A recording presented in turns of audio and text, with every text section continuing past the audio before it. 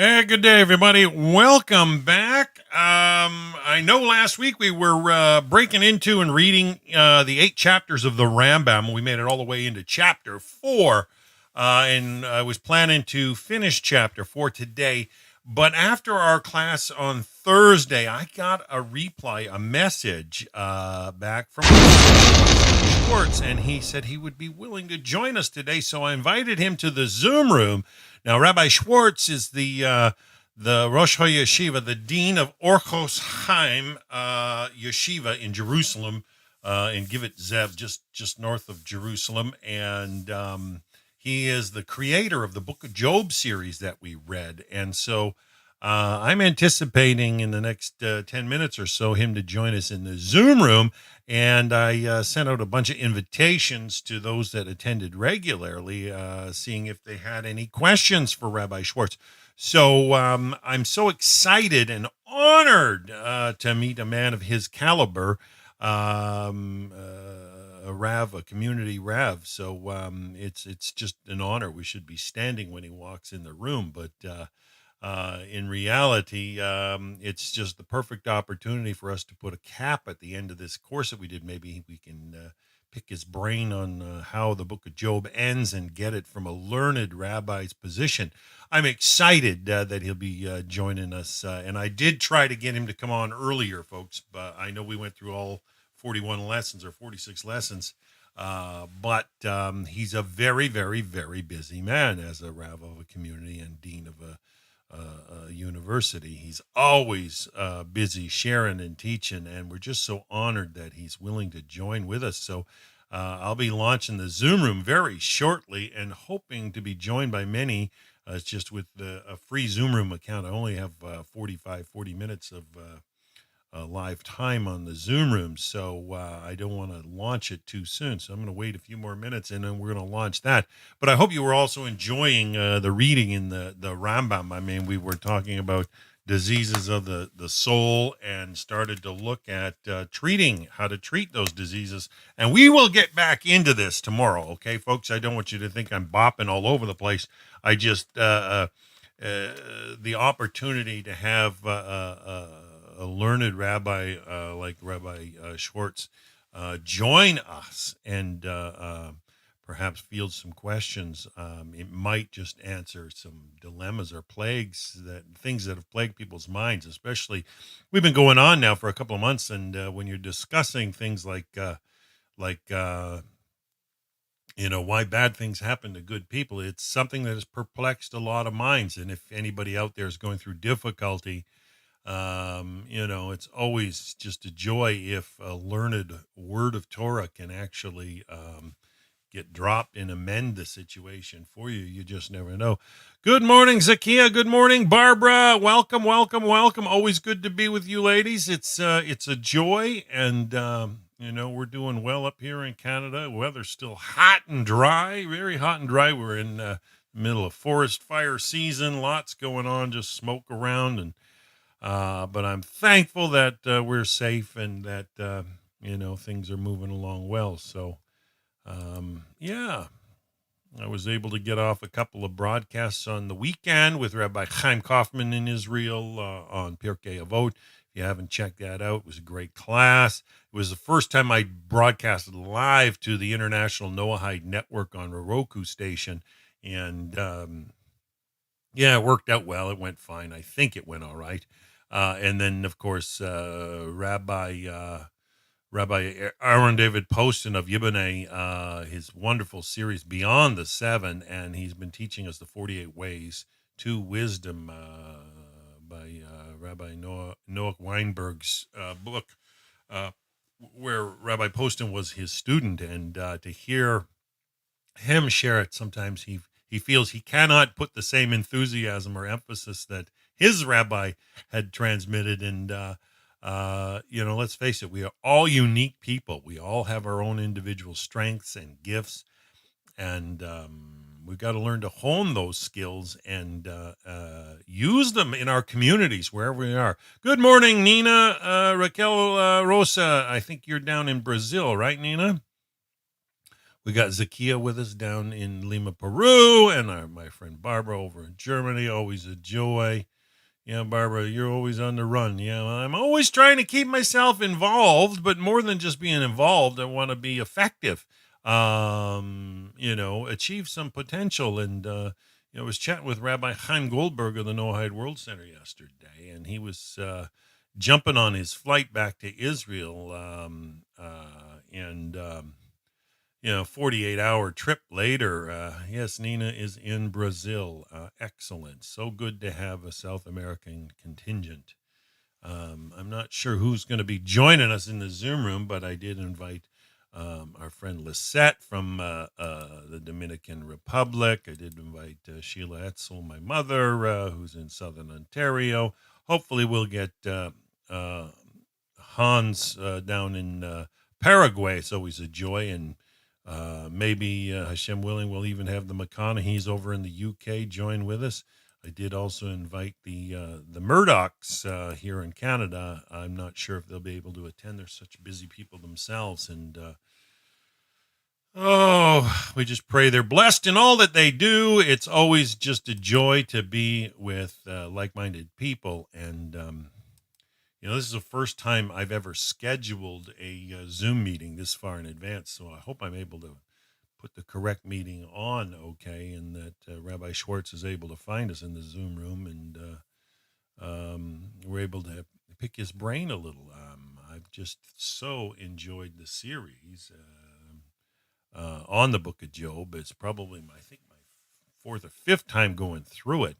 I just found it to be the baseline for a good Hebrew understanding of the book of Job. And I love how he's pulled out commentaries from the Malbim and others for us to benefit from, and hope you benefited from it as well. But this is just a joyous opportunity to meet a rabbi for the first time. It's never easy. Some of these rabbis are so important and critical in their communities, and he's not only the dean of his yeshiva, community developed around it, and they look at him as their community rav. So he is not just your average rabbi, but from what I understand, he's a former rabbi from Seattle area. So I look forward to meeting him. This is exciting, and we just hope that everybody that does get on the Zoom room is respectful and courteous and ask questions in the kindest and most respectful manner. So it's 11 after, so I'm going to paste and click launch meeting, and we'll see if we're going to have anybody join us.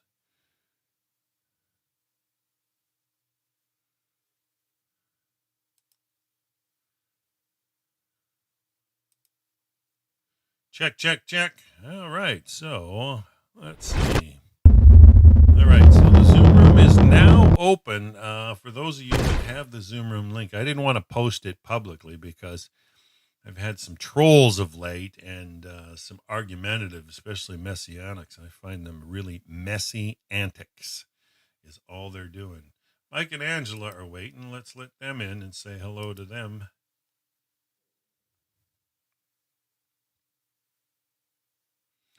Good morning, Mike and Angela. How are you folks in the UK today?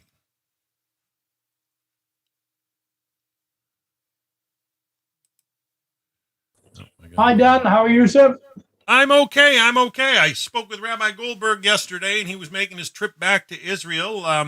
He had a great time in Tennessee, and then went on to New Jersey, spent some time in New Jersey. But for some reason, I think Rabbi Shirky couldn't go. I'm not sure if there was a test that wasn't done before he left, but for some reason, he decided to stay at the last minute in Israel, and Rabbi Uri Shirky never made it to Israel, never made it to the Tennessee retreat. But from what I can see online, everybody had a great time. Scotty Helton was the host down there, and we know he always is high enthusiasm, and more than that, clearly spoken. Our friend Terry Hayes shared, and some others. So Rabbi Goldberg was given quite a position of honor, and they let him sit up at the front there with Rabbi Tovia Singer and they fielded a bunch of questions. I think it was Wednesday night, and campers and guests were coming from all over the United States to be a part of that retreat in Tennessee.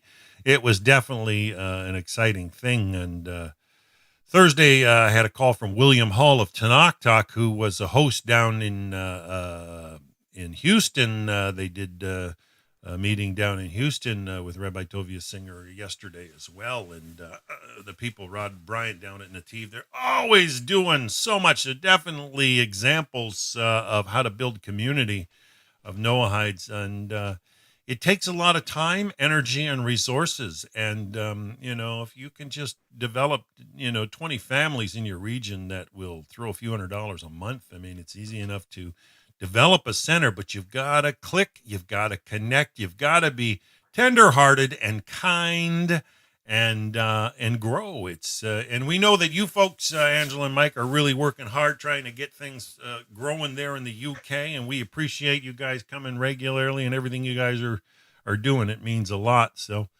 yeah, I'm excited. We're supposed to have Rabbi Schwartz in the next couple of minutes. Hopefully he joins. I did invite Hans, yourselves, Lisette down in Dominican, and my mom, Sheila Etzel. I mean, people that have been, come on regularly to ask questions. But if Rabbi Schwartz does show up here, hopefully we can all be courteous and respectful, and maybe have him ask him some questions, because the book of Job was a profound book. Let's face it. It's not something anybody wants to face. How is Angela doing after her surgery? You had to have the gallstones dealt with, from what I understand. You didn't have the surgery. Haven't had the surgery. It's on the 12th of August. Well, we hope that it goes well. I'm feeling a lot better at the moment. Oh, good to hear. We're so glad, and we hope that all is smooth for you. I'm hoping so. I'm just hoping I don't have any more attacks between now and the 12th of August. I don't know what the gallstones are like, but my wife has had kidney stones a few times, and boy, it's painful. It's nasty. Yeah. She lives on morphine for a couple of days. It's great, quiet, because she has to go into hospital. But one quick one, Dan. Yes, sir. Have you ever toyed with the idea of a radio channel? Well, this is the thing. I mean, with technology nowadays, I mean, radio is no more difficult than broadcasting visuals, and visuals have been much more successful in the last five to 10 years specifically. I mean, YouTube, you can't deny there's some out there, but I don't know. There is no magical formula. I mean, you see so many how-to stuff out there, and the best I can say is that it takes time for an audience to warm up to anybody. And I am not the most likable character. I mean, some people just take a dislike to me very, very quickly. And I don't know, I've had to live with that all my life, no matter how much I try. Yeah. No, it's just anyways, all I can tell, Mike, is that it takes time and years, and even Rabbi Singer will admit that. He'll say, his first several years, and it really comes with being consistent and plugging away. And this is what we're aiming to do with the Noahide World Center, is to be out there consistently grow in places. And we hope that as communities begin to grow, that the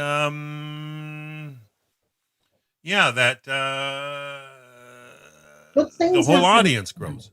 It's just that I was having a discussion with the Noahide UK rabbi yesterday, and he suggested going towards a radio channel of sorts, and with a weekly or bi-weekly phone the rabbi sort of thing. And he was looking at doing that here, or seeing what it would entail here within the UK. And I mentioned you and this, and he said, have a word. It might be something to combine the two, because if he's willing to give up an hour at a set time, which wouldn't be far off this, possibly another couple of hours time.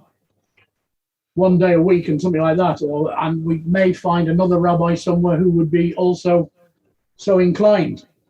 Well, I know my friend, like I said, William Hall down in Texas. His is a call-in talk show.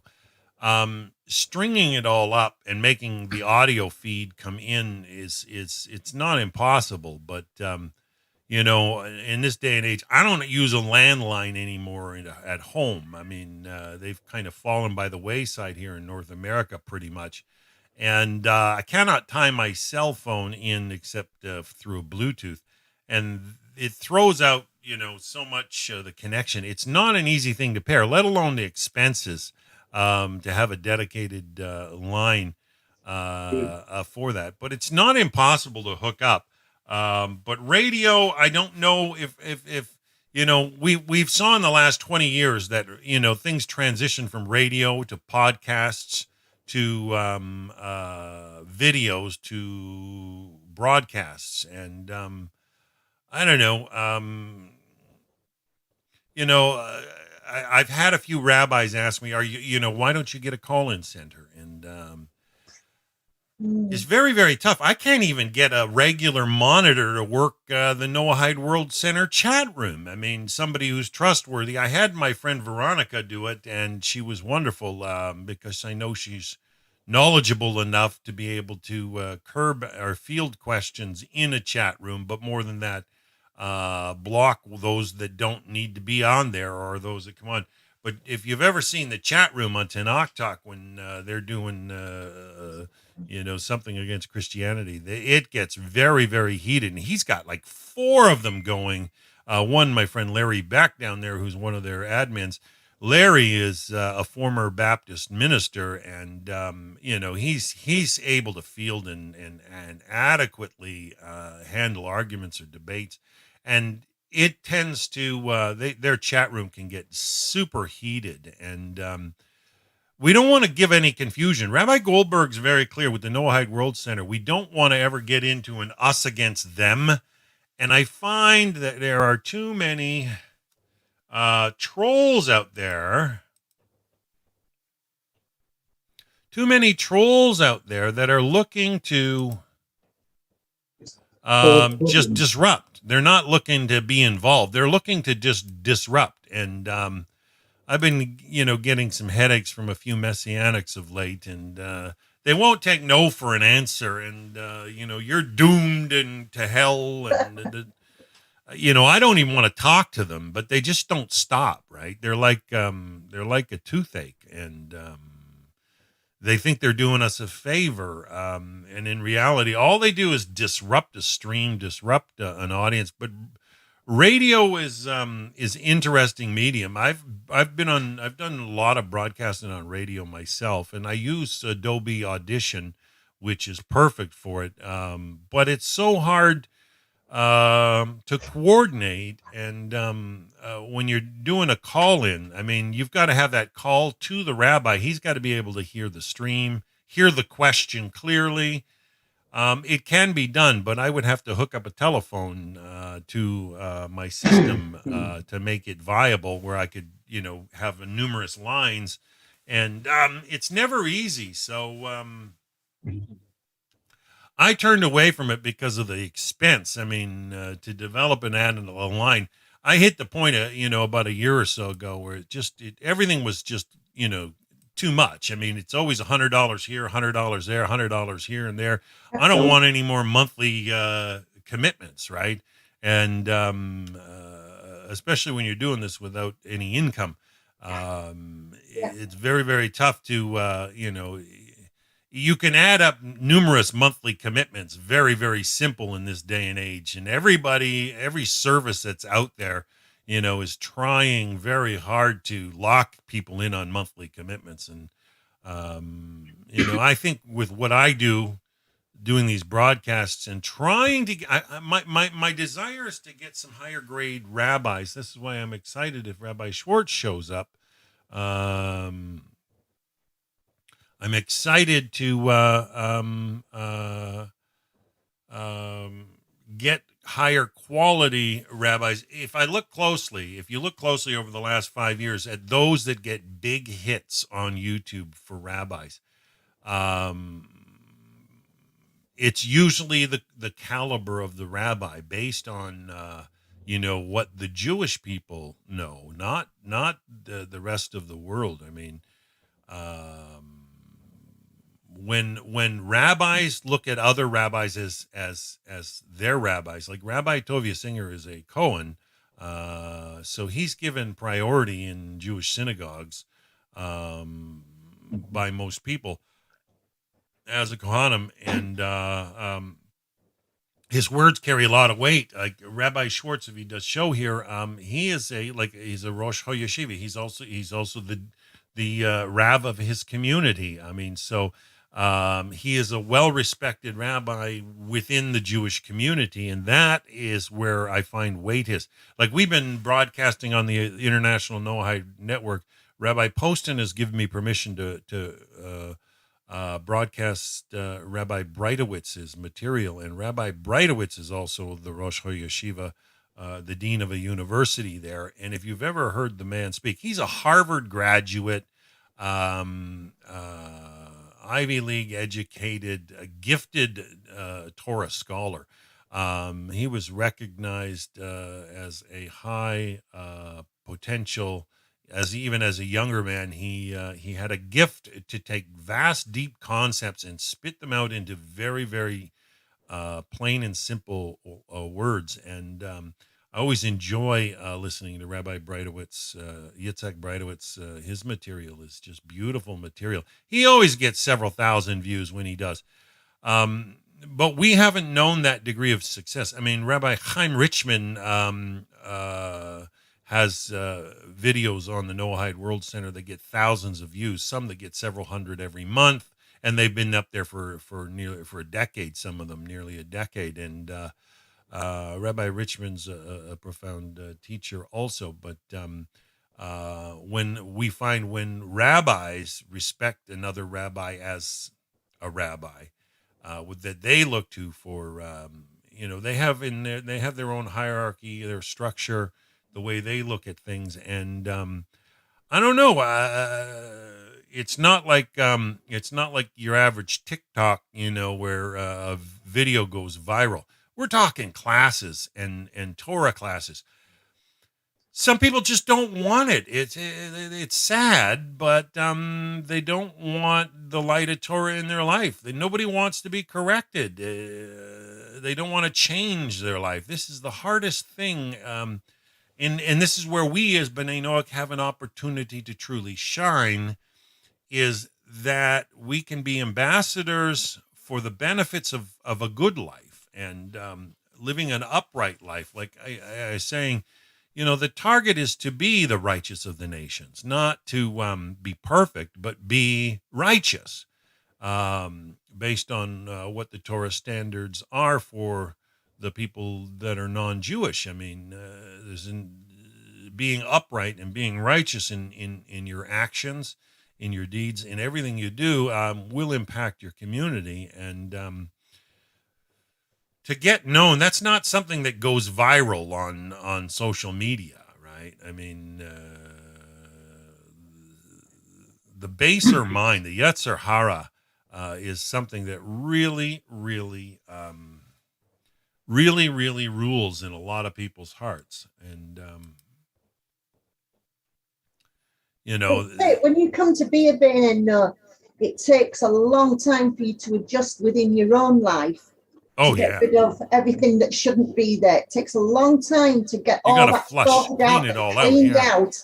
When you clean home and get rid of it, it does take a while to settle into it. Yeah. Then you're having to put your brain into action before mouth opens. It does take a bit of doing. For sure. It takes sometimes wiping out all the old stuff. Like, I mean, I spent decades in church, and the amount of stuff you got to clean out after that. It's like, have you ever cleaned out a pumpkin? You know how gooey that is. And You got to get it out of your thinking and put in better stuff. And I find having a good rabbi that can explain it clearly does help. I hope you guys are enjoying. Are you enjoying this 8 chapters of the Rambam? This reading? We've started, and it's actually interesting. I've found a book online of Rambam and the 8 chapters. So hopefully that'll come as well, and I can read much more deeply into it. Yeah, depending on who's done. Yeah, there's copies out there, and I did post a link myself onto the stream. I haven't been doing this as long as Angela. I mean, Angela's been doing this years and years, decades. I've only been doing this less than a year. Well, she's really bringing you along. You've got to blame Angela for doing it, but I've never had praise. so many textbooks apart from during my working life, and I've got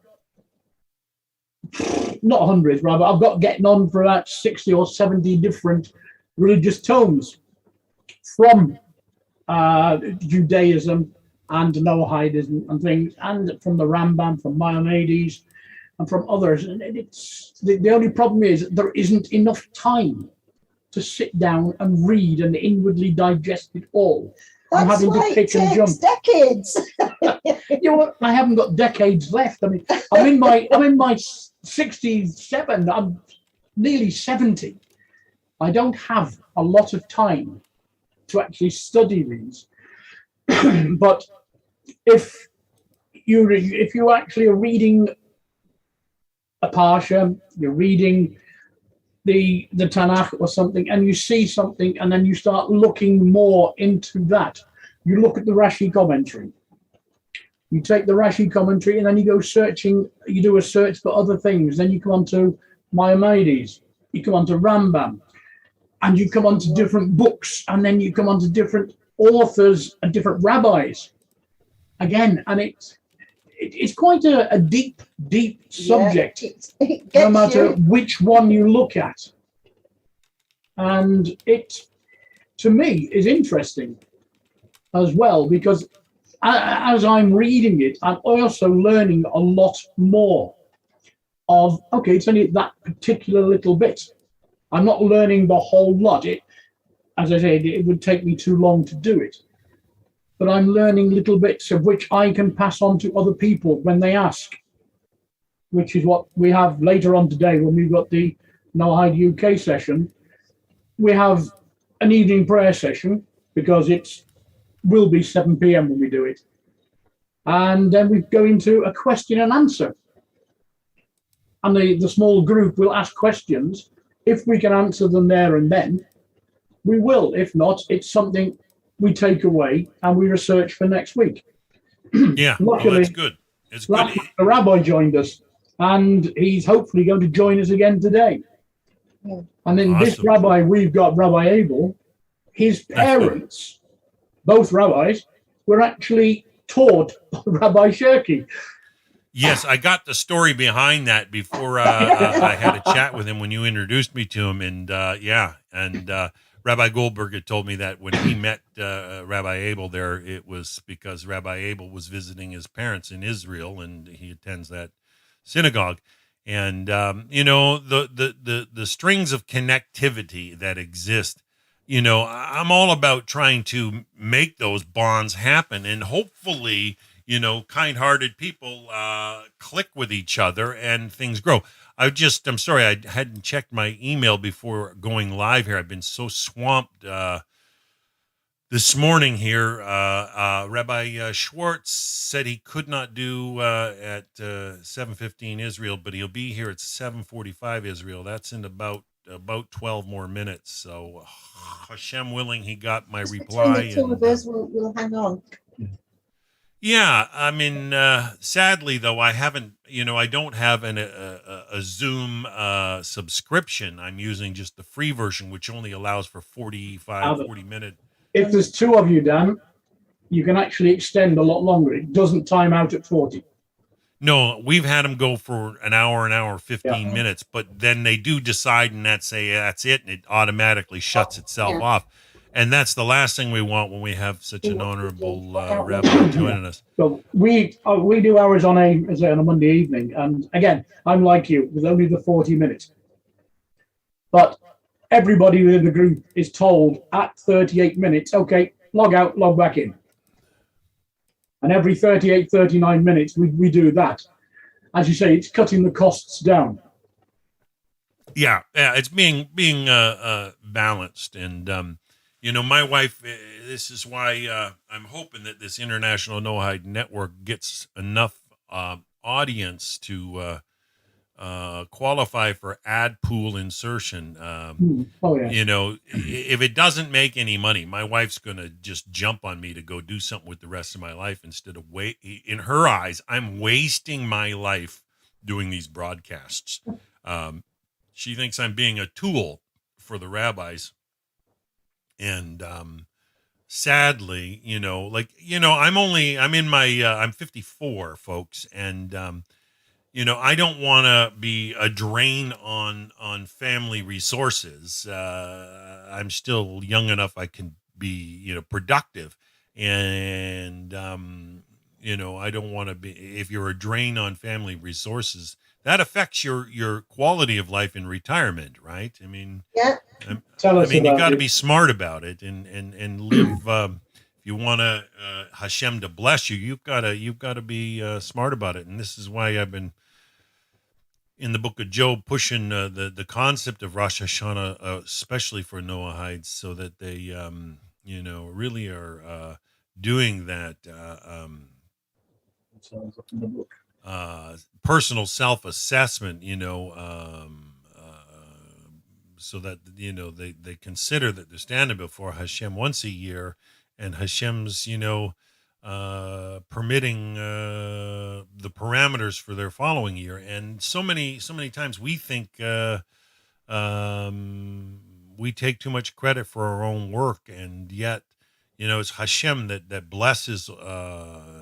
Everything good comes from him, and we often take that for granted. And I don't know. I'm really hoping that this International No-Hide Network is successful, because it takes a lot. I've been working at it now for a month straight uploading, and I've only got maybe a week's worth of videos up there. And I know I got hundreds more videos, but everyone has to be re-encoded to put up on their site. And it takes time. So if it's an hour video, it generally takes an hour of encoding from what they've told me. And I gotta, I'm downloading and uploading nonstop and trying to get fresher new content. But there's no magic, right? You put your best foot forward, right? You do your best to serve Hashem, and you're thankful when he shows new and more ideal ways of making it more successful. But as far as a radio show, I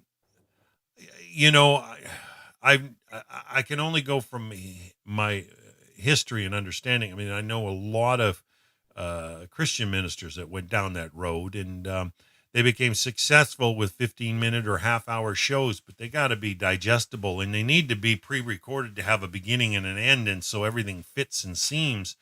And a lot of times, stuff like that, you've got to pre-do as a series and then have them all edited properly.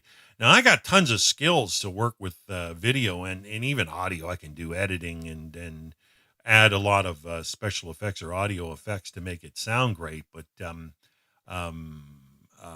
unless everybody that's being a part of it, is buying into the whole system, I find it's almost... You got to produce shows, you've got to really work it like a system. I mean, you guys are in England. I mean, there's been so many successful shows out of the UK over the last, several millennium. But if you look at how they're put together, I mean, they go through a lot of like weekly sit downs, meetings, how it's going to play out. And then they do dress rehearsals, and then they do usually like the recordings, and then it's edited afterwards before it ever hits And the stages, the more you cut the corners and try to go right to live, there are those wise rabbis that will not do live broadcasts. They just don't like live because there's so many opportunities for somebody to say something off the cuff that somebody's going to take out of context and stick a label on them. And especially in this day and age. Yes. and it's sad. It's sad, but it's true. And so a lot of wise people won't do live broadcasts for that reason.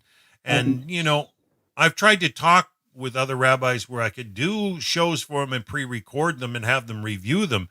But then you run into, then they want 20 hours of editing on every session, and I don't have any more time for this, right? I can't work 100 hours a week. Your body just can't do it, and to do it for free is a whole different ballgame. I mean, I'm trying to do this for the whole cause and see the light of Torah reach the nations, and that the people, that Hashem's intent with the nation of Israel, I'd love to see that fulfilled, and I think that that's the best thing for this world, especially where we're at. We're still so primitive, though, in a lot of respects, and it's always a joy, though, when a light bulb turns on in somebody's life and they understand something deeper than they never understood before, and it actually changes the way they begin to walk and talk and function in this world. And this 8 chapters of the Rambam for me is a book that had been that impacting, and it's about my 5th read on it, and I'm enjoying just the review. But more than that, I think there's material in there that helps people adjust their soul and dial it in. So understanding between two extremes, there's a problem on either extreme. I've been extreme in certain areas in my life over the years, and had to learn to adjust. It catches up with you, and I don't want to be extremely involved in just doing Noahide stuff if it's fruitless. And my wife's a wonderful lady, and she keeps me in check, and marital harmony means a lot as well. Oh yeah, for sure.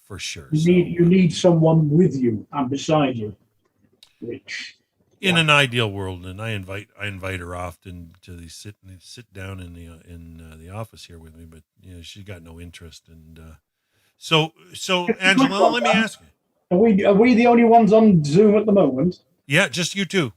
Would it be better if you closed it down, open it back up? Then, if Rabbi comes on and it takes more than 10 minutes, you've got a new 40-minute session. Well, my concern is the key, the stream key, it carries on, Dan. It carries on. I can use the same one for quite a few weeks. All right, so you know what? If we want, let's just do it and come back. As I say, what I do on a Monday, I'm going to hit end and then restart. Okay. Yeah. Hit end. We go back in with the same idea and everything. Okay. End meeting for all, and I will restart it right back up. Hashem willing, we get a restart on the time. Thanks, Mike.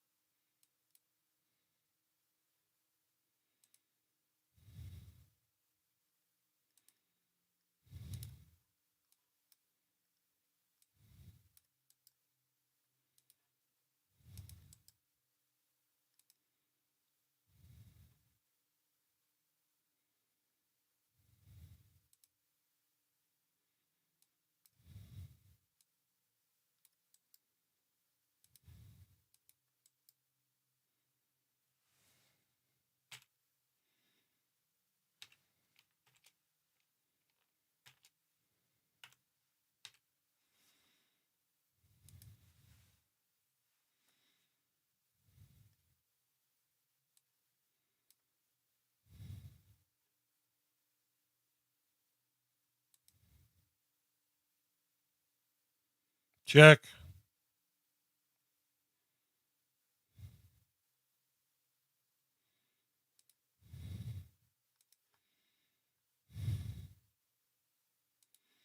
All right, so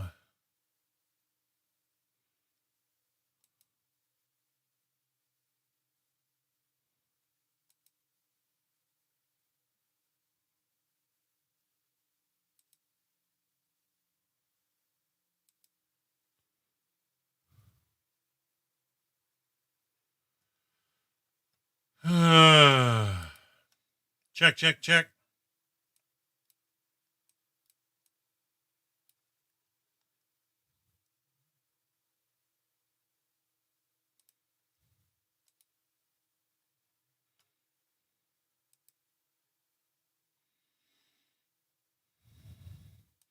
Well, I'm fiddling around here with the Zoom room, trying to relaunch it, and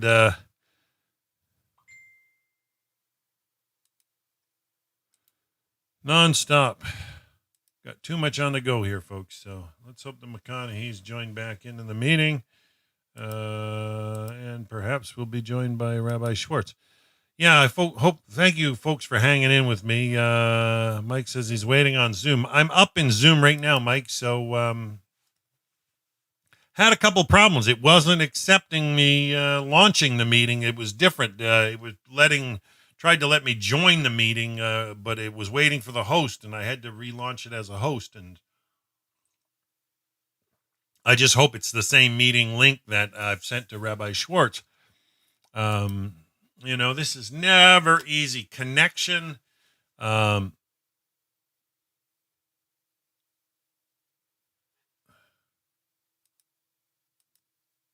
I'm not showing you as trying to get in the Zoom, Mike. You can hear me on YouTube waiting out on Zoom, but I don't see.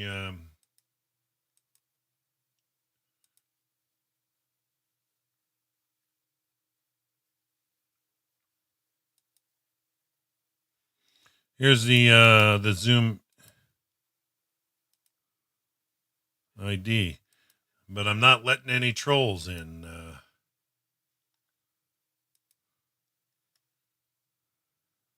Yeah, Mike, I'm sorry. I played around. I restarted it, and it wouldn't let me even join the same meeting. It said it was waiting for the host, and then I had to, close that and then open it as a meeting as a host. And so I hope it's the same passcode and everything, but it doesn't.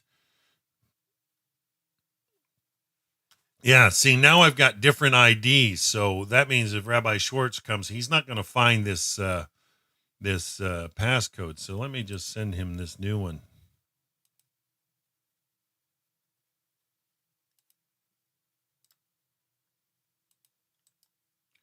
Paste. Well, I sent it to him. I don't know if you'll get it. This is the thing. When you're dealing with very, very, very busy people. Yeah, obviously it's changed, but it would not let me in under the same ID. It said it was waiting for the host. And knowing the way the coding works, it has to have the same connector launch the meeting. So I tried to join it rather than launch it. And when I started to launch or host a meeting, it prepares a new ID.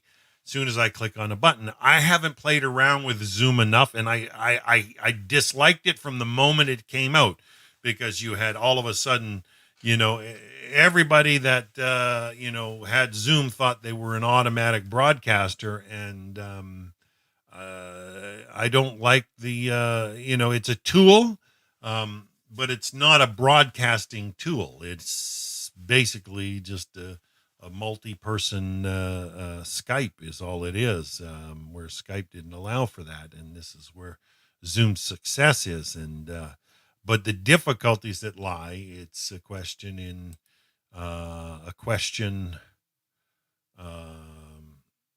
there's strength and usefulness for Zoom, that's for sure. Now we got you, Mike. Yep. Right, I can see you again. Yes. Like the it's a tool. But it's not a broadcasting tool. It's basically just person. Yeah, all I can say is I'm not a Zoom fan at all, and I've been bucking it since it arrived. The truth was, I started doing all this CG stuff and putting the frameworks, doing these broadcast skins, and then Zoom comes out because of it, right? So rather than learning broadcasting software, people that download Zoom, I've seen a lot of people get success just for having the right rabbi on there, and it's deflating. It's deflating. I found Zoom for me has been a big problem. Yeah, okay, but for this one, Dan, you've actually got to log out, to close down completely, log back in, and then it will let you back in with the same. So I ended the Zoom meeting and then tried to reopen a meeting. That's what I do, and it works for me. I have to play around with it enough. Yeah, some people have to close the whole Zoom window down and reopen it, but it means you can use the same one time and time again. Yeah, I haven't fiddled with it enough. I've been learning this software for this International Noahide Network, working with that of late, plus still doing all kinds of Adobe updates and tutorials with working with Adobe software. And still, I haven't stopped broadcasting now for north of 3 years, nonstop virtually since I advertised the first one. And it's been nonstop. It's just been, I've had as many as 9 in a week, but I've probably averaged 5 or 6 a week for 3 years. And that's a pretty brutal pace. Now, I know Rabbi Levin does more, and a few other rabbis, but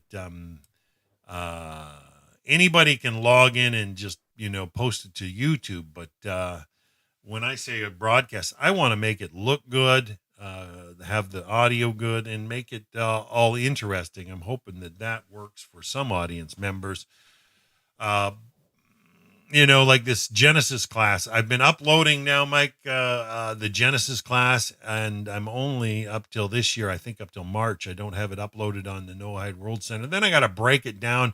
And then I've been scolded for not putting enough information in the ID tags on every video. So there's a lot of work putting up hundreds of videos and then retagging and naming. And I've been putting in still 60 hours a week nonstop for the last 3 years without blinking. And then I took on a full-time job and still got a diploma from certificate from UBC last year. I mean, I don't want to burn out, and no, it's too hot and think it's really. Well, I resent this new link to Rabbi Schwartz. Hopefully he gets it, but if he doesn't, he doesn't. I've tried to do all I can, but I find sometimes they're just busy people. It's too difficult to click and connect with. And, I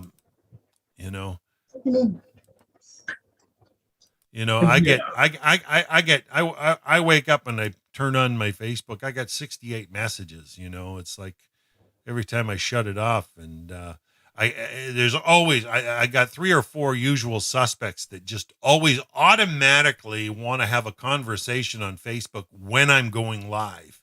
And, shy of blocking people, they don't realize, or they don't seem to care that they're interrupting, while I'm working. And I don't know. It's never easy. I'm not complaining. I'm thankful for the opportunity to share with the Noahide World Center. But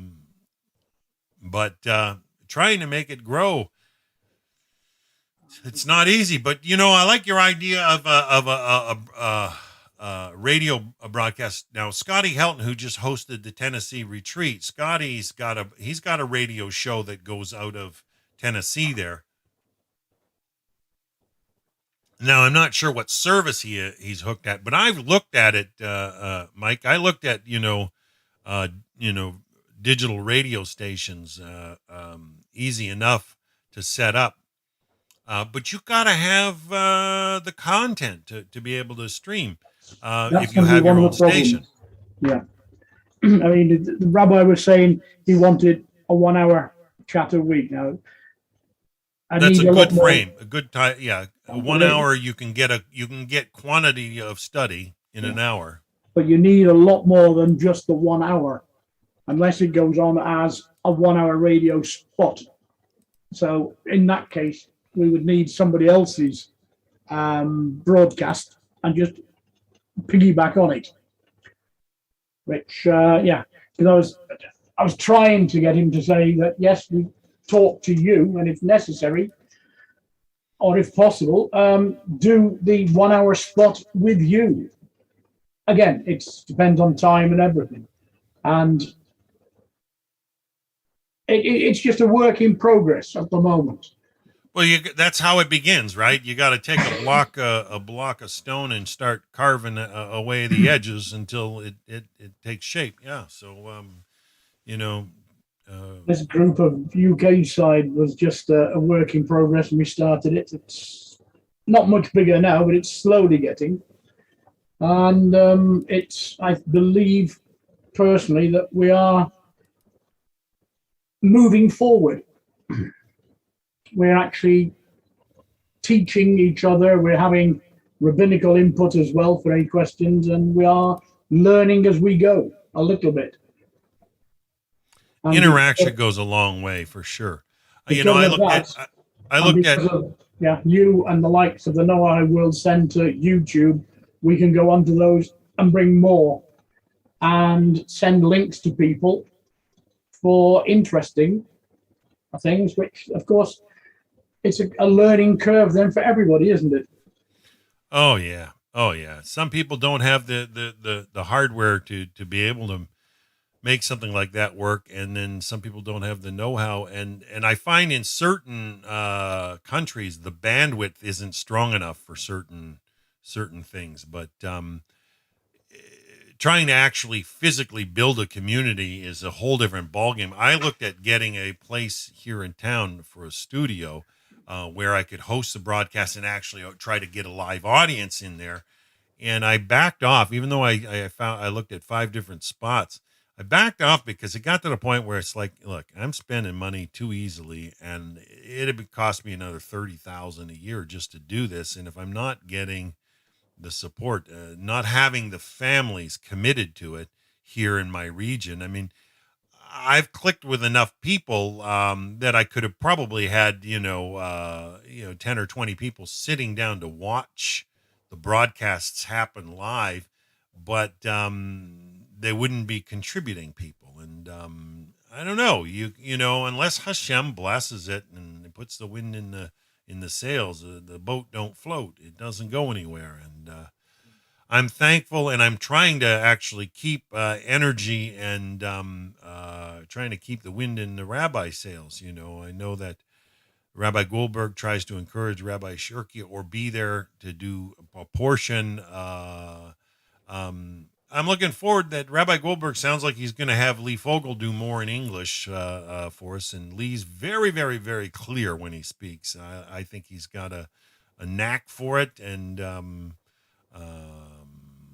Rabbi Goldberg to me is very dear, because I find that even though his English isn't the crispest, it isn't as crisp as some, I find when he seeks out a word, he comes up with the word that works for me.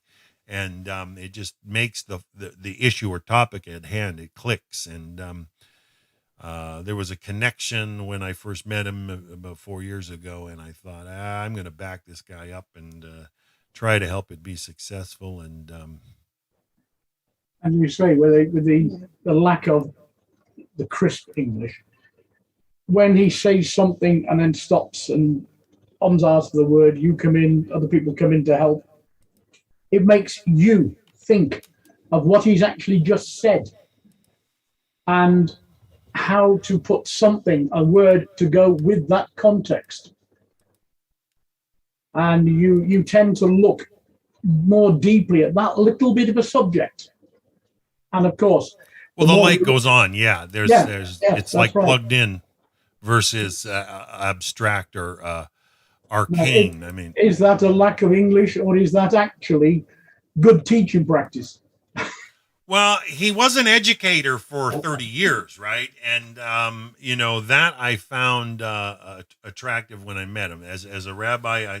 Knowing that he was an educator and he worked with a lot of special needs people, so you can tell he thinks how to reach the person rather than just here's the material.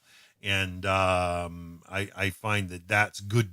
Good teachers always function that way. They try to. They try to connect with the student, and but you guys have sat in long enough with him on his classes. He's told me personally, when his father had only made Aliyah in 1961 from New York to Israel, and when they moved to Israel, his father was adamant that they only spoke Hebrew, right? They were there to resettle Israel and be part of the Hebrew heritage. And so his dad was adamant to only speak in Hebrew. And it was his mother that taught him to speak English, though his father only wanted Hebrew spoken of in the home. And, thank God for mothers. We're joined by Sheila, my mother.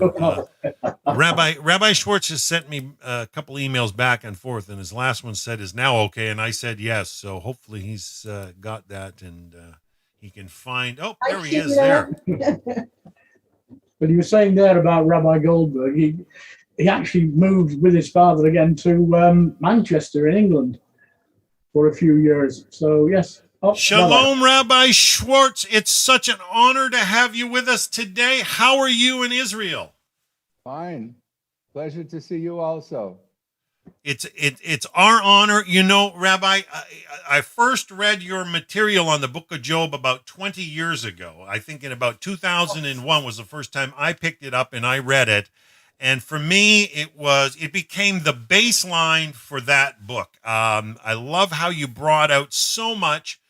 One particular point, as I was sharing with the class, I think you gave a wonderful definition of the Yetzer Tov and the Yetzer Hara and the purpose. I think it was around lesson 28 or 29. But it's a joy to have you with us. You were in Seattle. How long ago was that, Rabbi? We were there in, I think it was 91 to 92 in Mercer Island. And you set up Orkos Chaim ever since you moved back to Israel? I moved back to Israel. Had a few positions. Now I have a congregation and an advanced scholars institution also, and write books. I'm very pleased that you found my material. I'd long forgotten that I wrote it. And I'm glad see the advantage of the digital world. Things don't get lost. Well, it's amazing. And the material is clean. We're joined in the Zoom. I tried to invite some people from South America. We do have an audience up on YouTube right now. We've got my friend John Riggs down in North Carolina. We were joined by Barbara in Germany, Nina in Brazil, and my friend Zakia down in Lima, Peru. But I did invite my other friend Hans, who attended virtually every one of the Job sessions from Paraguay, and my friend Lisette down in Dominican Republic. I tried to invite them to sit in on this. But we're also sitting in the Zoom room with Sheila Etzel, is my mother. She's in southern Ontario, just above Niagara Falls. And then Angela and Mike McConaughey are with us from the UK. And wow. They've been working on building a Noahide community there. But Angela, Mike, do you guys have any questions you wanted to ask Rabbi Schwartz? Basically, is this the Job that you put out there, the commentary you've done with it, is there somewhere I can actually get it to read as well, to deeper study than just to listen as a digital input? Well, I originally just wrote the classes, put them into some depository, some digital depository where I guess Dan found it. Torah.org. Torah.org. And, I you press a button on the computer, it goes out. I don't know where it goes to, but I was asked to do it, but I'm happy that it's still out there. So Torah.org, you could probably find it. You'd look it up according to my name, I assume. And it's all written out in full form. If I recall correctly, I only did up to chapter 7 or 8. 8, you did, yeah, early of chapter 8 in that. Now, that was one thing I wanted to ask. If you have a few minutes, is there any maybe summary you could share with us about Hashem's reply in the end of the book of Job, to give us maybe a cap on the class that the end of Job was much better than his beginning. I know that it went on. Your class inspired me to just read in the book of Job, and I remember thinking to myself, I wish I had the degree of commentary that you had added for the rest of the book, but it's a large work, right? So there's like 40 something chapters, right? Very big. Well, one of the reasons I stopped doing it was just because the sheer amount of time that it takes to do it, and I had a lot of other obligations. It was just I like writing, and it's a labor of love, but and I write other books, but I didn't have time to go on with it. But I think, the most important some of the lessons that the book of Job, which in Hebrew we call Eov,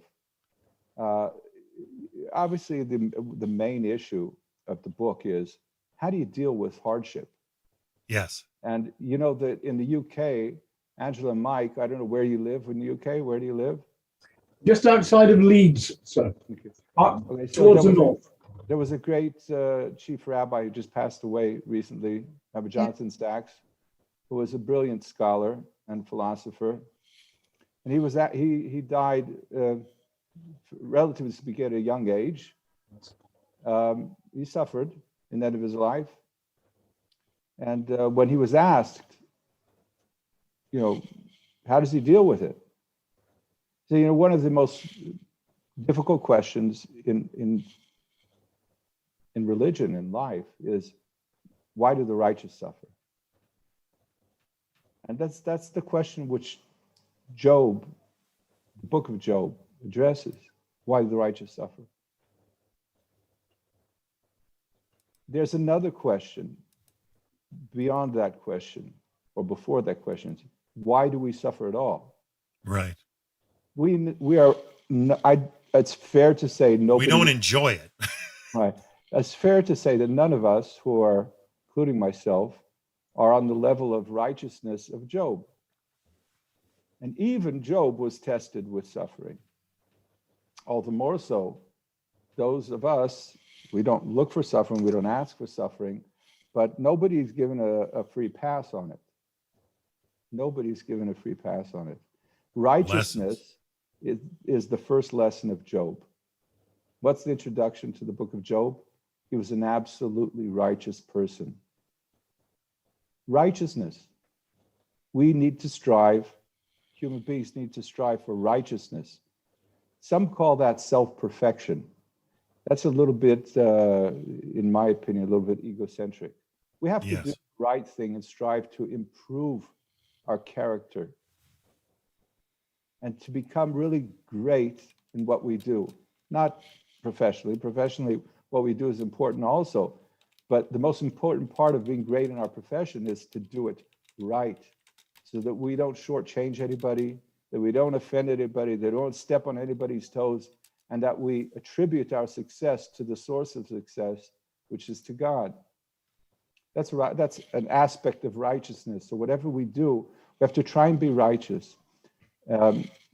Job did everything right, but it didn't come easy to him.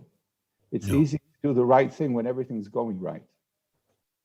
It's very difficult to do the right thing when you're burdened with suffering. But so that's the first lesson, is that life, how should I put it? It's very contrary to modern culture. Modern culture is life should be pleasure, and you should be on easy street as young as possible. and not have to deal with anything, which is difficult. You know, we don't even want to deal with buttons anymore. Just talk. You know, they have these things you put in your house. I think just talk. I don't know what Alexa, yeah. What's it? Alexa. Just talk. The next stage is going to be you don't have to talk. You just think. It'll come. Mark my words, it'll come. You won't even have to talk.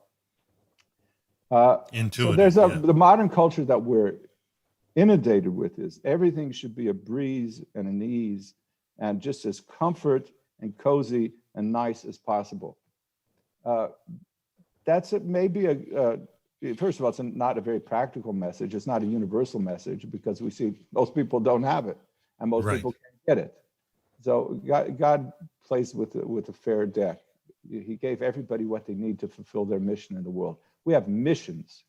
It's not about rights. Life is not about rights. Life is about missions. And we all have our own mission.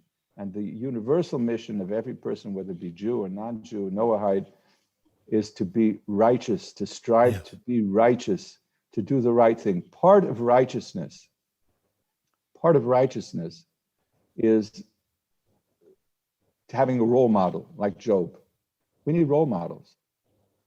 We don't have anybody to look up to take our, to learn an exemplary life, and it could be in many different areas.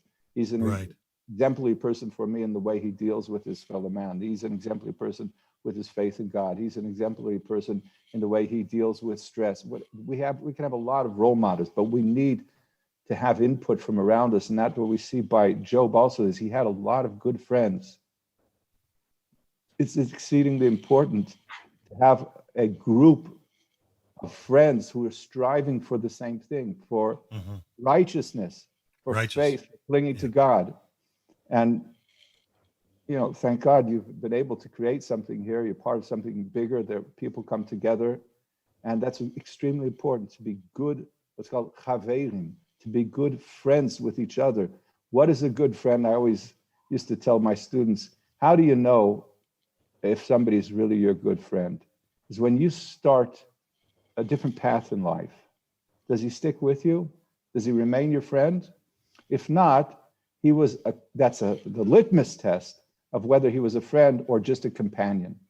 Lots of people can be companions. Where they part is when things are not fun. Will you join me to a movie? People still go to movies? I don't know. Whatever. Will you join me to the ball game, whether football, whatever it might be? Sure. To the ice cream parlor, to the restaurant. Sure, accompany you. I have no problem accompanying you as long as we have a good time. But if your good time is not my good time, what's the point of being together if we're not friends? If we're friends, it's not about having fun together. If we're friends, it's about an internal bond between us to support each other, to teach each other, to learn from each other. Excuse me? A shared experience. Right. For good or for bad, it doesn't matter, but you are together as one. Right, because we're just as Job's friends were there most of them were there to support him. And the litmus test of whether Job considered a person a friend was whether he knew or not that Job was in trouble. If you don't know that I'm in trouble, and they didn't have telephones then, how did they know? They were all four corners of the world. How did they know Job was in trouble, was suffering?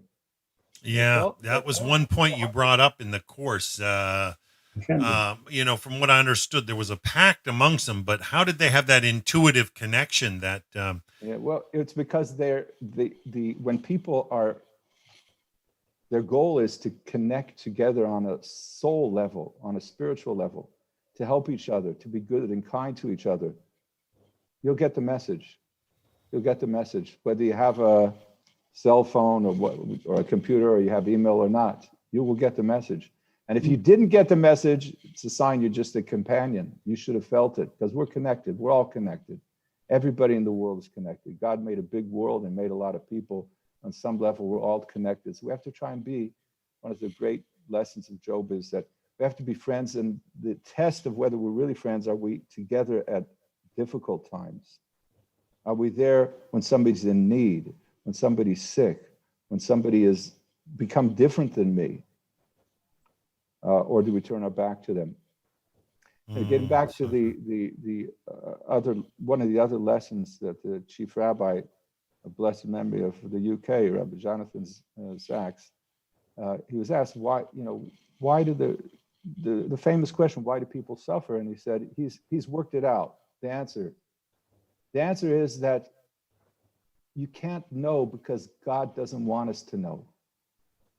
Because if we would know, we would stop fighting against that which is wrong. You imagine if somebody was really ill and you knew why he was ill. Would you pray for him? Would you turn over everything you could in the world in order to get him help? Say, no, he's destined to die. That's not what God wants from us. God may want, in his infinite wisdom, that person has to suffer and die. But what does he want from me? He wants me to be good to him. He wants that I should shine in this situation for my friend. If he has to suffer, I have to become a better person, and a better person towards him, a better friend towards him. I think that's another big lesson, is how important what we call in Hebrew is yedidus, friendship is, love of friends, and in the correct way, in a spiritual, deep, touching connection way that we feel each other because we care about each other. The greatest fundamental of the Torah is you should love your friends as yourself. We should love each other. Loving is giving, is caring, not the way the world, the modern culture has turned love into an object. It's crass. It's devoid of any real meaning of what love really is. In Job, we learn what real love is about, is coming together at times of difficulty. Israel, I live in Israel. There's an old saying in the Jewish people, 2 Jews, 3 opinions. Oh, yeah. We're very opinionated folk. And the reason is because we started out as, brothers. There were 12 brothers. You know how brothers always get along, right? Oh, yeah, I got one. Never fight. So there's a lot of, we started out with 12, and from there, everybody got their own way and their own deal. There's a lot of trials and tribulations internally in Israel, but the one thing you see throughout all the time that I've been alive here is whenever there's times of trouble, and unfortunately they happen many times here, whether this war, that war, whatever it might be, missiles, terrorists, whatever it is, everybody comes together. Everybody comes together. When I came back from Mercer Island after being a year and a half in America on a sabbatical, we arrived in the month of August. It was boiling hot. We arrived at the airport. I had 8 children at the time. Wow! You can imagine how many suitcases we had. Yeah. And it wasn't like the airport is today. It was much more difficult to handle your bags and get out and find transportation. And it must have been 104 degrees outside. You couldn't breathe. There was no air at all. And my wife was trying to handle the little ones, and I with the big ones and the things. We didn't have to wait a minute. Yeah, we didn't have to wait a minute. People came out from all around. They said, "Come on, we're going to help you," and they grab your bags and everything. That didn't happen to me when I landed in America. No. But when they see when one Jew, we're brothers, sees another Jew is in trouble, they will come together, and that's really, really important for all of humanity to come together. One of the fundamentals of the Torah is V'rachamov al kol ma'asav. Hashem is merciful upon all of his children. Where do we see his mercy? We're his agents. We need to be his agents for mercy. That's our job, is to deliver Hashem's mercy. Said, yeah. I think another important point from Job is Job was willing to accept his lot if he knew he did something wrong. Right. Have I done anything wrong? Even if he knew his children did something wrong, he was willing to accept it also. That's the concept of, yes, there is sin, and there's, when we talk about punishment is a way that God communicates with us. You've done something wrong, and you deserve a better life than you have right now. There's repercussions, sure. Let me refocus you on what you need to focus on. One of the things that Job was exceedingly careful about was, and this is an important topic which you might want to take up, Dan, at some point, is, in the 7 Noahide laws, one of them is the laws dealing with modesty, sexuality. And we live, it's not no secret, we live in a very lust-driven culture, and it's not good for anybody, and it's contrary to Noahide laws. Job was praised, our sages praised Job, that not only was he extremely generous and kind and faithful and a great philosopher and exceedingly righteous man, but he never looked at another woman, or even an unmarried woman, a young lady. He would never look at them in order to get some kind of fantasies that drive in men's minds often, and women who like to ignite them. He wouldn't look. And that was, even back in those days, we're talking thousands of years ago, nothing has changed. Men were tested by women to see, are you interested in me because I'm a human being or because I'm a piece of flesh? And when man delves into, I mean, not just the males, man delves into the relationships based on flesh, they don't work. And it lowers the standards of humanity. Uh-huh. Well said. A cow has also more, if you're working about flesh, cow has more flesh than us. Now, what's so great about having flesh? Our sages describe it in this way. So a person with a beautiful body, let's say, but he has a lousy character. He's like a swine with a golden earring in its nose. We've all heard stories. I don't think I ever met a person like that, but we've all heard stories about some beautiful woman or actress or something, but she's a terror to be around. It's absolute terror. Or and on the male side of it, the people who are arrogant and because they're successful, because they look nice or they have nice clothes or whatever it might be, a nice car, they're disgusting human beings. So what good is their physical beauty? What value does it have? So our sages put it in that way. It's about as valuable as putting a golden ring in the nose of a swine. What does the swine like to do? He likes to go into garbage and his nose. There's no beauty. Beauty is a gift from God, but it has to be used correctly. And the real beauty has to shine from inside. And when there's a contradiction between the two, when the physical beauty becomes so the main focus of culture, we lose our humanity, completely lose our humanity. And that's one of the things that Job teaches us also, is to focus on people for their character. That's why he didn't look at people, he didn't look at tantalizing visions of seductive women who would be around him. He was very careful with his eyes. My grandfather, my mother's father, may rest in peace, so I never had the merit to meet him. He died shortly before I was born, but he was known to be a person who was very careful about not looking at other women. He was a married man. He felt it was not right. It was unfaithful to look at another woman for the sake of taking pleasure in her looks. So one time they had a streetcar. They lived in Cleveland, Ohio, and they went back and forth to work on the streetcar. So my grandfather got on the streetcar and there was no place to sit. He sat next to a woman. He didn't look at her the whole way.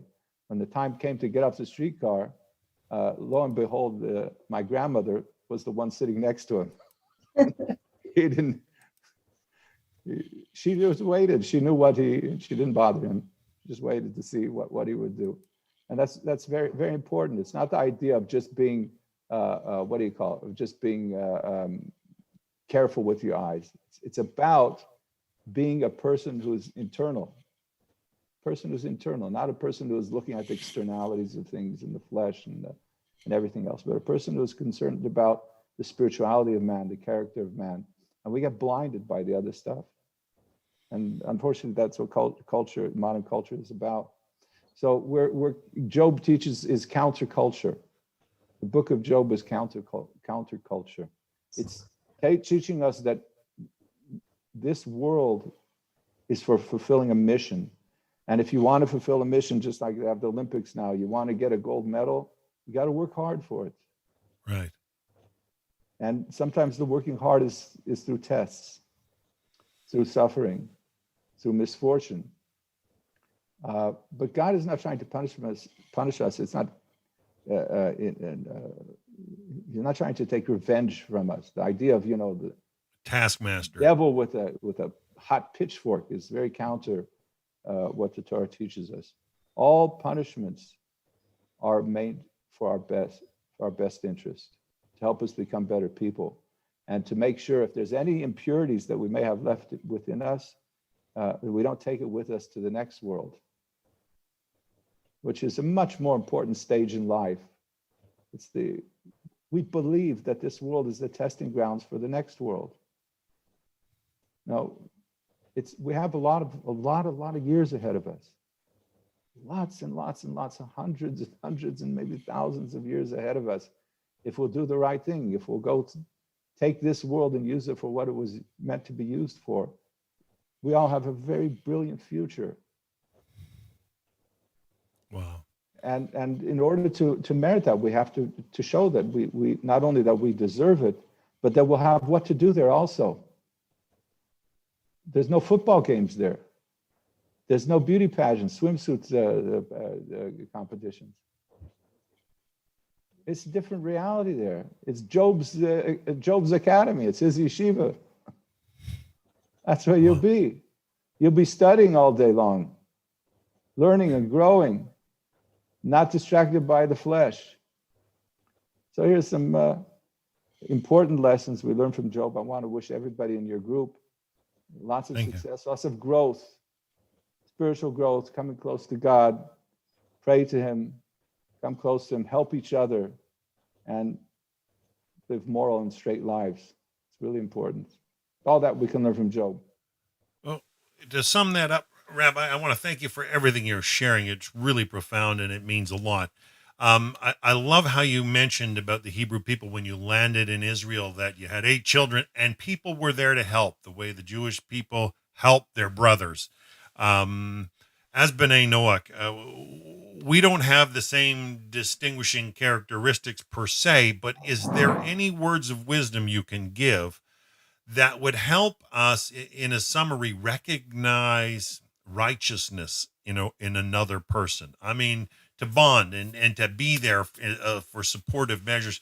I mean, a lot of times in this day and age, like you say, we're distracted by a lot of things that we see. But when we're trying to build communities, the Noahide World Center has been great at reaching out to all different pockets of the world out of Jerusalem. And we're trying to actually get communities in these areas to bud. But is there any wisdom that you could say that allows us to, maybe recognize that righteousness in each other, so that we can begin to grow, maybe some, food for growth, if you will. Well, you can take that from Job also, that there was a pact between the friends that they would always be there for each other.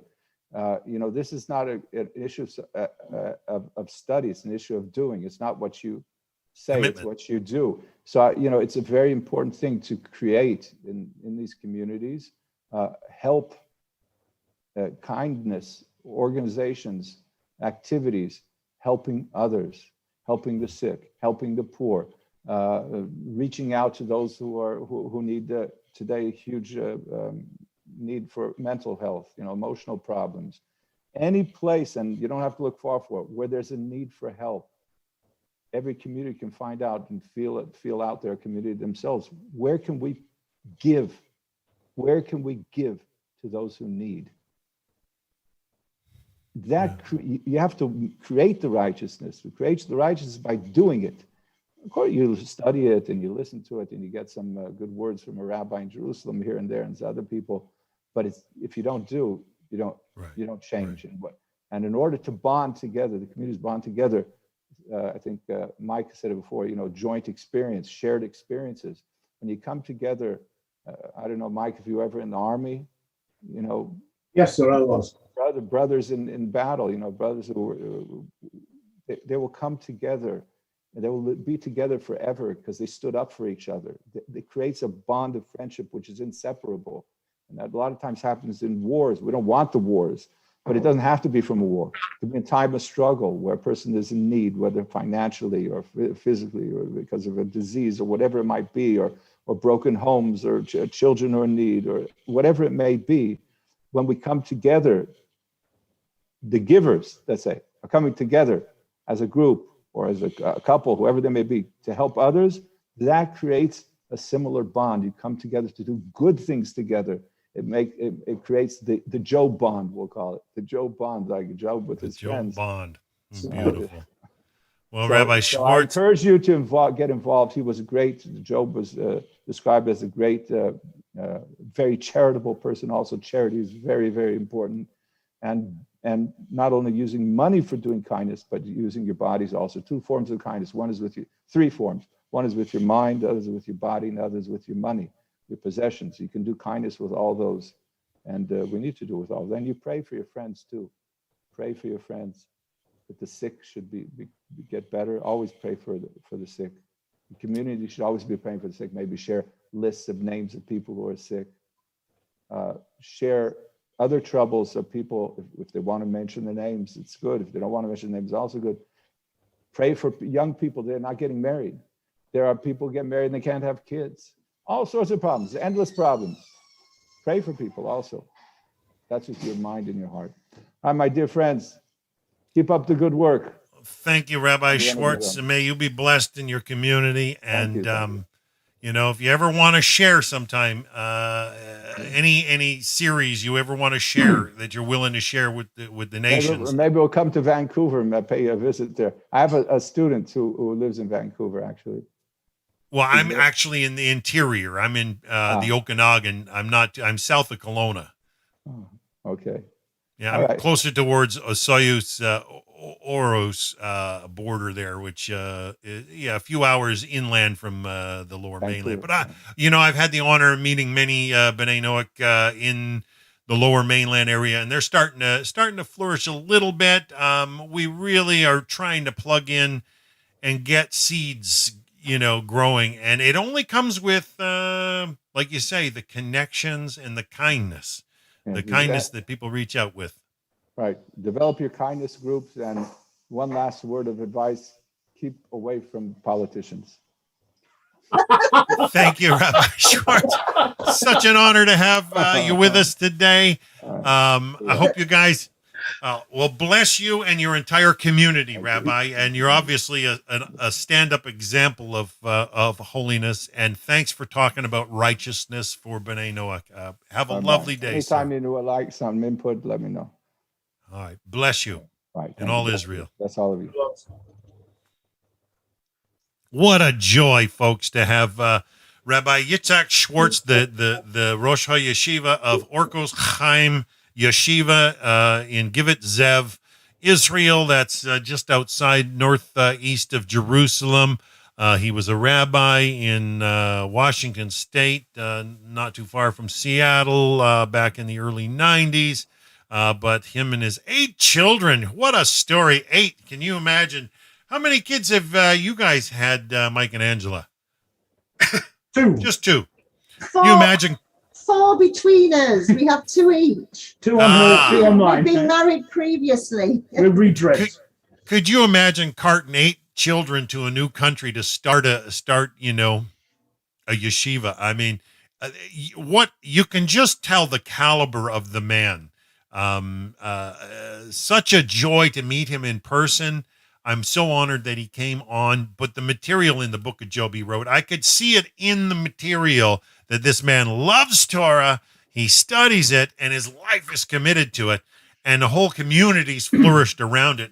And I'm just so overjoyed that he spoke about being righteous and being there to assist one another. And I think, we see communities flourish in India very easily because there's a lot of poor people, and kindness starts to be magnified in areas of poverty. But we in the first world countries, we we try to avoid poverty. I mean, I worked with street people for a number of years when I was younger, and it's very, very easy to befriend when you're giving, but then they never leave you alone. And I don't know, but his words of wisdom were real. I mean, that's really the only way communities are going to grow, is if we're actually involved and effective in true deeds of kindness. Where we are people going to recognize? And it's our opportunity to be the righteous of the nations. And such a joy to have Rabbi Schwartz with us. Well, this is going to time out in the next 5 minutes. So I think we've hit a class for today. We're going to hit our time. Hopefully you folks enjoyed it. I see Barbara, our friend in Germany, said, "Thank you, Rabbi Schwartz. I need to hear the words of truth. They keep me alive." Johnny Riggs in North Carolina says, "Thank you, Rabbi Schwartz, for this wisdom. Baruch Hashem." Nina also down in Brazil said, "Thank you, Rabbi." Zakia down in Lima, Peru, "Thank you, Rabbi, for the wonderful shir." Such a joy to meet a high caliber Rosh HaYeshiva, dean of a university, but also his community Rav. He's a community Rav. So this guy is a legitimate example. And we need to find rabbis like that are willing to share more, I think. And I don't think we can go wrong. I when I first made contact with him, of course, I offered him a stipend, and of course he wouldn't take it, right? And I just such caliber of character, just oozing with it. And I think the way the sages talk, that we should be warming ourselves by the fires of the Talmud Chacham, the Torah scholars. I mean, because I just really felt I got a little bit of that from Rabbi Schwartz today, just in the first meeting with him. You can just tell, high caliber, high character man. He noticed you right away as having military background, eh, Mike? Just like, I could have told him I was about 1,000 miles south of him in one of his unfriendly countries, but but the thing about what he said, when he get off the airplane in Tel Aviv, 104 degrees. But we were a lot further south. And Angela came in on just before Christmas. A midnight flight. In 1987. And landed with the children. And when they walked off the airplane, even the youngest said it was walking into a wall of heat. They'd never felt anything so hot. We left -12 in England when we flew out, and we walked into 36 degrees at night. At night, like night. sunset, like, so there's no sun in the sky. Night, it was 36. Right. And I've heard it's like that down in Arizona and Nevada. I've been in Nevada and Arizona. I've heard people go down there and they walk around a building, and it's like somebody stuck a blow dryer in their face. Yeah. Hot heat just blowing right at you. You can't bear it. You just, your skin just doesn't want to endure it. It's terrible. Depends where you go. Like in the Middle East, one side of the mountains, it was dry heat. The other side was at 98% humidity. And the humid heat is the worst. Awful. Absolutely awful. I remember that in Florida, or I was in the Bahamas. And the humidity there compared to where I am now, we're dry heat. We actually reached over 46 Celsius here a month ago, and this is why we got all these wildfires going on. We're going 60 days without rain, and they're fighting a lot of wildfires in the area around me. And last summer, if you remember my broadcasting, it was the south end of my city was all on fire. The whole area just on fire. You couldn't even drive down Main Street. You couldn't see 10 feet in front of your car. It wasn't a fog. It was smoke, black, thick, and the elderly were having problems breathing. But yeah, I don't like the humidity. I've had to get away from it. I lived back east where my mother is, and there it's even much more humid. Southern Ontario, it's like. I'm so glad to be in the dryer. Runs down the walls. It's that horrible, Oh, the mold potential and all that sort of stuff. Well, what an honor to have Rabbi Yitchak Schwartz step in our class today, to hear a high caliber dean of a yeshiva and community Rav give us words of wisdom. It meant a lot to me to even meet the man. I hope you folks were as blessed. But tomorrow we're going to come back. We're going to read the second half of chapter 4 of the 8 chapters of the Rambam. Now, Mike, I am trying to find the actual link on his material on Torah.org. Yeah. I've made a note of that, but yeah, I can have a go through to it tomorrow. It won't be tonight because we've got another meeting in about 20 minutes. So I shall do that. But if you find it in the meantime, please just mail it to me or messenger it to me. Yeah. Yeah, I will message you the link so you can click on it to get his notes if you want to see, because he quotes was it the Malbim, which isn't common. Oh, we lost the meeting. We lost the Zoom meeting, so that's telling me it's time to check out. Well, I want to thank Zakiya and Johnny Riggs and Mike and Barbara and Nina and everybody who joined us on YouTube today.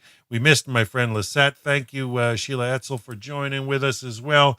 Kamal, appreciate you asking a question. I hope I wasn't too blunt in my response.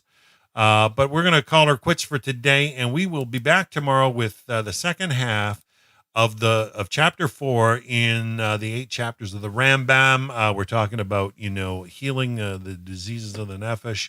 It's going to be exciting. What a joy today to have Rabbi Schwartz step in and share some words of wisdom. Such an honor. Have a lovely day, folks. I'm out.